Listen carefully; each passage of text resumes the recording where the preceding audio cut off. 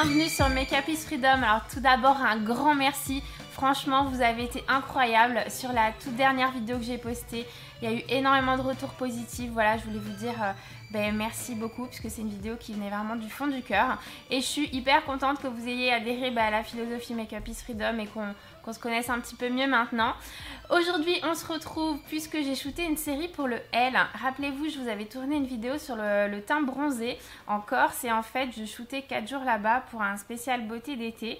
Et donc voilà, c'est sorti, c'est cette semaine en kiosque et vous avez en couverture la sublime Aneta qui était vraiment top. Et je voulais aujourd'hui vous montrer comment recréer le look qu'Aneta en fait porte en couverture et comment recréer cette bouche framboise mat que vous avez aussi à l'intérieur. Voilà. J'ai eu pas mal de questions à propos de cette bouche sur les réseaux sociaux, du coup je me suis dit que le mieux c'était vraiment de vous montrer en vidéo comment est-ce qu'on peut la réaliser à la maison. J'avais aussi une question, est-ce que vous lisez des magazines ? Je sais que vous êtes pas mal en dessous des 25 ans pour ce qui est des gens qui regardent ma chaîne, donc dites-moi si la presse vous intéresse toujours. Personnellement, vous le savez, j'ai 32 ans, j'ai grandi dans la presse. Enfin, j'ai grandi en tout cas avec les magazines quand j'étais ado et c'est mon métier. Donc je suis un petit peu déformée là-dessus, mais je pense qu'honnêtement, il y a peu de jeunes en ce moment qui lisent la presse. Et voilà, dites-moi en commentaire si vous connaissez ce type de magazine, si vous les regardez et surtout si ça vous intéresse sur les looks en fait qui sont réalisés à l'intérieur, si ces looks vous intéressent. Pour réaliser cette bouche, en fait, j'utilise des produits assez spécifiques. C'est un peu un mélange, un petit peu dans l'esprit de la bouche métallique, qui est la toute première vidéo que j'avais sortie.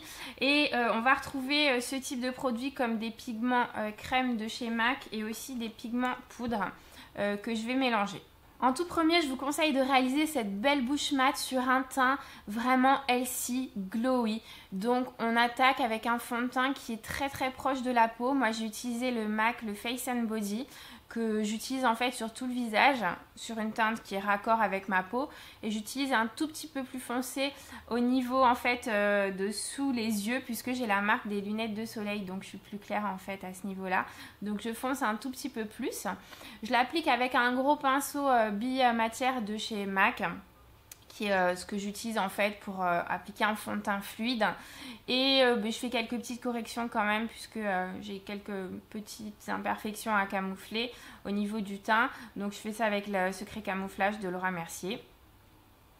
Je relève quand même un petit peu mes yeux avec du mascara et puis je remplis un petit peu plus mes sourcils, vu que ici j'avais envie un petit peu de coller au look de ce qui avait été fait sur la cover du L. Et Aneta, elle avait des sublimes sourcils assez droits, donc sur les miens qui sont un petit peu plus fins au bout, je les ai en fait renforcés pour les rendre un petit peu plus droits. Je les brosse évidemment avec un gel à sourcils pour pas que ça bouge.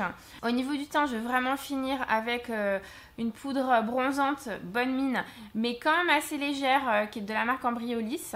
Donc ça, je vais l'appliquer au niveau de, bien sûr, des joues, un petit peu sur les tempes. Et puis je reviens bien vers l'avant de la joue. En dernière touche, j'applique quand même un petit highlighter. Je dois dire que coup de foudre quand même sur cette palette de chez Anastasia. Et du coup, j'applique le plus clair, qui est un transparent plein de lumière. Voilà, donc j'en abuse pas trop puisque j'ai une peau qui n'est pas hyper lisse. Mais je mets quand même une petite touche au niveau du haut de la pommette.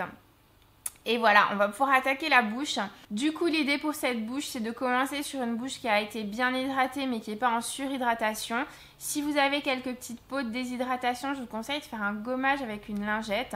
Donc voilà, moi j'ai juste préparé ma bouche avec de la crème de 8 heures que j'ai posée il y a à peu près 5-10 minutes en fait avant de commencer la vidéo. Et la première étape, ça va être en fait de faire, de dessiner sa bouche avec ce pigment crème de chez MAC. C'est la couleur Magenta. Quand vous la voyez comme ça, elle fait très fuchsia, mais en fait je l'ai choisi en base puisqu'après on va utiliser des pigments qui vont un petit peu plus foncer la bouche. Donc j'attaque tout de suite avec ce pigment que j'applique avec un pinceau, donc c'est le pinceau 231 de chez MAC, c'est celui que j'utilise tout le temps pour faire des bouches. Voilà, c'est un petit pinceau carré. L'idée c'est de dessiner la bouche et moi je vais tricher un petit peu plus en haut puisque j'ai une bouche qui est bien plus fine en haut. Donc voilà, je vais essayer de faire quand même une bouche assez généreuse.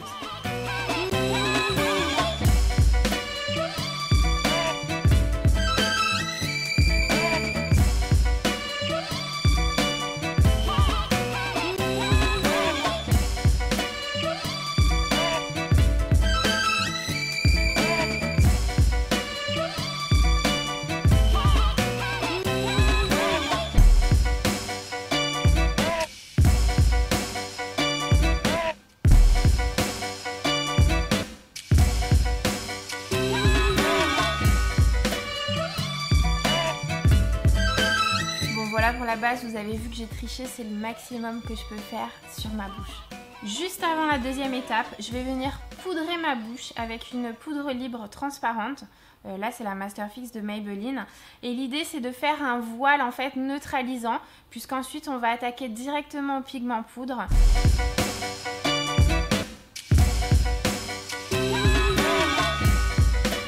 Du coup, là, on va pouvoir appliquer des pigments poudre sans que ça accroche trop, qui est une espèce quand même de glissé naturel pour éviter que ça fasse des taches en fait à certains endroits de la bouche. Toujours très attention quand vous manipulez des pigments, ça tâche. La moindre éclaboussure, la moindre petite tache sur le teint va être un petit peu plus compliqué à enlever qu'une poudre classique. Voilà l'idée pour le mélange. En fait, je mélange le magenta. Alors attendez, je veux dire les noms correctement. Je mélange le Bright Fuchsia en 2/3 et je mets 1/3 de Madness Magenta. Donc le but, c'est de faire une texture homogène. Pourquoi je mets du magenta en fait à l'intérieur du fuchsia? C'est que j'ai envie d'apporter plus d'éclat. Je trouve que mon magenta ici, il est très lumineux, c'est limite un fluo. Et du coup, il va apporter un peu de lumière au fuchsia qui est un petit peu plus foncé, un peu moins saturé. Vous voyez là en fait, j'aurais dû prendre quelque chose pour protéger le dessous de ma bouche. Si vous avez du masking tape à la maison, vous pouvez sans problème coller un petit peu de tape sous la bouche pour, s'il y a des petits éclats de pigment, pouvoir l'enlever tranquillement. J'en ai pas prévu là, on va se le faire en mode impro, on va voir ce que ça donne.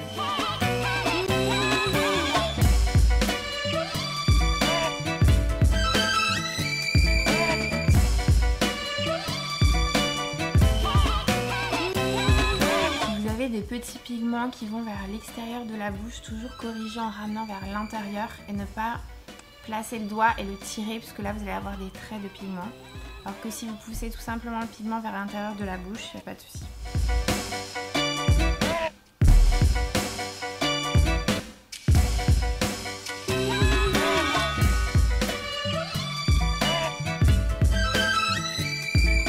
Je prends juste un petit pinceau un peu fluffy pour pousser le pigment qui va éventuellement un petit peu déborder. Après moi ça me gêne pas le côté un peu bleuré, un peu moins défini de la bouche. Ça va être très joli. Choix du pinceau pour appliquer le pigment. J'ai pris un pinceau de chez Make Up For Ever, c'est le 302. En fait c'est un pinceau pour la bouche. Et ce qui est intéressant c'est qu'il est quand même bien compact en fait, bien ferme. Surtout ne pas prendre de pinceau souple pour appliquer les pigments, puisque vous avez plus de chances que ça éclate et qu'en fait des pigments se tombent en fait, qu'il y ait vraiment des pertes et que ça se mette autre part sur le visage et ça, on n'a pas envie. Donc voilà, celui-ci a vraiment fait le job. Je vais partir pour une deuxième couche de pigment maintenant que j'en ai à peu près partout sur la bouche. Je vais essayer de renforcer un tout petit peu. C'est un travail un petit peu vraiment minutieux, méticuleux. Il faut être patiente pour avoir envie de travailler cette bouche. Sinon, on dégaine un liquid lipstick. Et puis, d'ailleurs, on a un de chez Kat Von D qui est très beau, qui s'appelle le Bachelorette, qui se rapproche un petit peu de cette teinte. Mais c'est pas la même sensation sur la bouche, c'est pas le même rendu. Le liquid lipstick aura un côté un petit peu plus plastifié. Tandis qu'ici, on est vraiment sur... une superposition, donc de la crème avec de la poudre par-dessus, donc il va y avoir ce côté un petit peu entre guillemets pétale de fleurs, un peu douceur qu'on aura moins dans un liquid lipstick.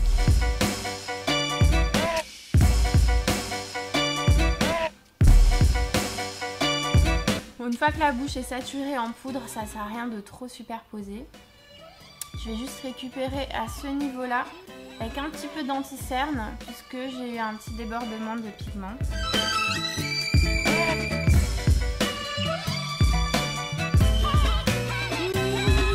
Pour cette bouche issue de la couverture du magazine Elle. Dites-moi en commentaire si ça vous a plu. N'hésitez pas à me poser des questions si vous avez besoin de plus d'infos complémentaires. En tout cas, je vous fais des très grosses bises et comme d'habitude, n'oubliez pas, le maquillage, c'est la liberté. Alors éclatez-vous. À très vite. Ciao.